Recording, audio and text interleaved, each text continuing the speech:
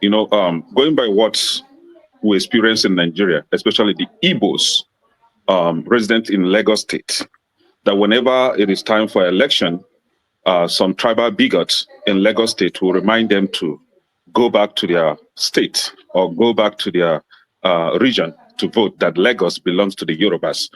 You as a Igbo American, have you ever had such an experience where maybe the Hispanics or the white Americans or the black Americans will walk up to you and say, hey, you know what?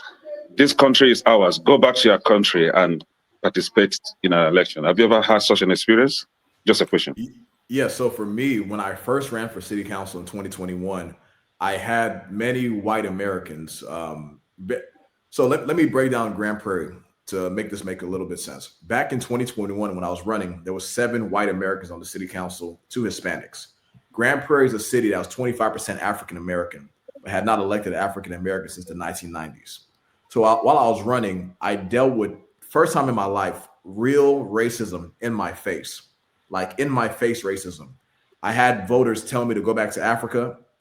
I had like very conservative, very extreme, like extremist conservative voters tell me to go back to Africa, that my last name, they can't pronounce it, so they don't want to vote for someone with a last name like that. It's crazy. They told me I was going to defund the police, that Grand Prairie will be full of drugs if someone like me got elected, that crime would go through the roof if I got elected, that I had no place to play in this politics. I had a voter, had a lady. I knocked on her door and I was talking to her and she said, Junior, thank you for coming, but I can't vote for you. I said, no problem. She said, I can't vote for you. And it's not because you're black.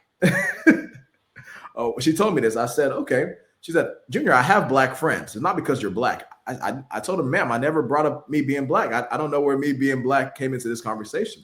But she said, I can't vote for you. And it's not because you're black. It's because I can't vote for someone that looks like somebody like you. I was so surprised by that statement. And then to make it worse, I had another lady come up to me at the polling station where I'm holding my sign, the signs that I have up here, vote for Junior or whatever. She told me, we don't need that shit here in Grand Prairie. We're fine. She walked up to me. She said, we don't need that shit here in Grand Prairie. We're fine.